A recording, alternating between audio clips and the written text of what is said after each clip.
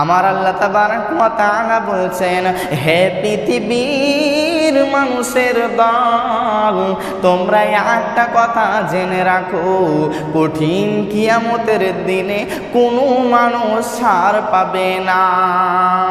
যদি আপনি পৃথিবীর বুকে যত আমল করে গেছেন, পৃথিবীর বুকে যত আমল করবেন, ওই আমল অনুযায়ী আপনাকে জান্নাতে প্রবেশ করা হবে।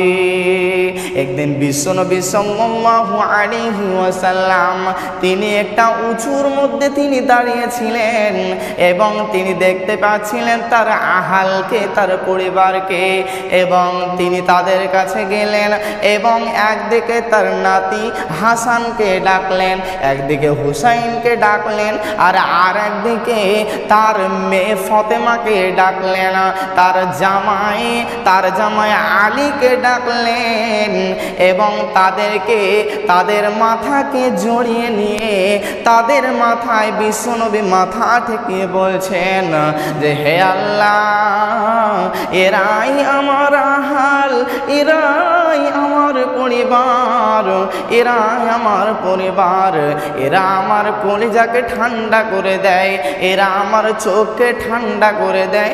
আমি তাদেরকে যখন দেখি আমার জানটা তৃপ্তি পেয়ে যায়, আমার মনের ভেতরে শান্তি প্রকাশ করে। হে আমার রব, আমার আহালকে যারা ভালোবাসবে, আমার আহালকে যারা ভালোবাসবে, আমার পরিবারকে যারা ভালোবাসবে, তুমি তাদেরকেও তুমি ভালোবাসিও। এই কথাটা যখন বললেন তখন বিশ্বনবী বললেন, আবার তিনি বললেন, হে আল্লাহ, তুমি আমার আহালদেরকে তুমি ভালোবাসিও। কিন্তু বন্ধুরে, এত কিসের মহব্বত দেখালাম, যখনই তাদের মাথায় মাথা ঠেকিয়ে বললেন, বিশ্বনবী বললেন, হে আল্লাহ, এই আমার আহালকে, আমার পরিবারকে যারা ভালোবাসবে, তাদেরকেও তুমি ভালোবাসিও।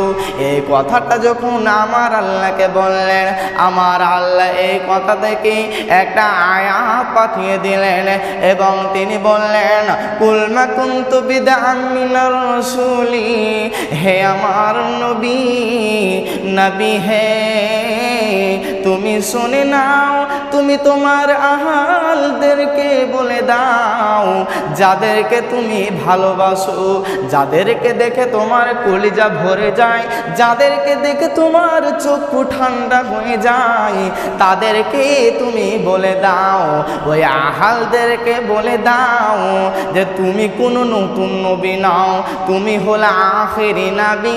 তোমার আগে, তোমার পূর্বে গাদা গাদা নবী চলে গেছে, তোমার পূর্বে হাজার হাজার লাখো লাখো নবী চলে গেছে, দুনিয়া থেকে চলে গেছে, তারা আখিরাতে চলে গেছে, তারা দুনিয়াকে ভুলে তারা চলে গেছে।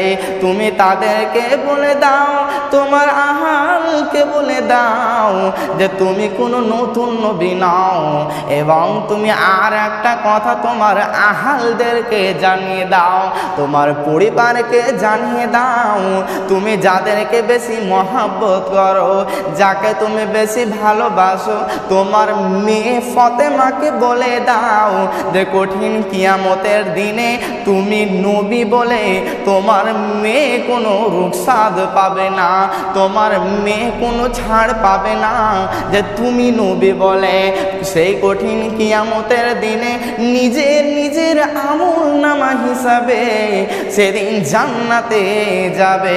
এই বলে তোমার মেয়ে, তোমার জামাই আলী, তোমার নাতি হাসান হুসাইন কেউ ছাড় পাবে না, এমনকি তোমার মেয়ে ফাতেমাও ছাড় পাবে না, পাবে না, পাবে না। তাহলে বন্ধুরে আমার, আজকে আমরা নবীর মেয়েকেও আল্লাহ তাআলা ছাড় দেবে না।